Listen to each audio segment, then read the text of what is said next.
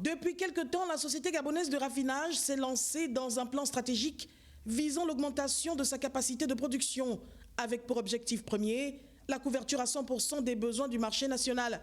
C'est dans cette optique que le ministre du Pétrole s'est rendu sur les installations de Sogara pour s'imprégner des réalités du terrain. La raffinerie actuelle, elle est vétuste. À un moment donné, on se dit, qu'est-ce qu'on fait? Alors donc on dit, on fait deux choses.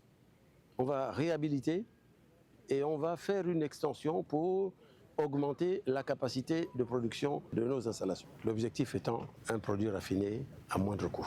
L'administrateur directeur général de Sogara a profité de cette occasion pour présenter à Marcel Abeke un point d'étape du projet d'extension de l'usine.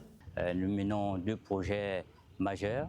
Le premier, celui qui concerne à pouvoir revamper l'usine actuelle, c'est-à-dire augmenter sa capacité de production pour permettre à ce que nous pouvons couvrir le marché national en carburant sans importation à l'horizon 2026.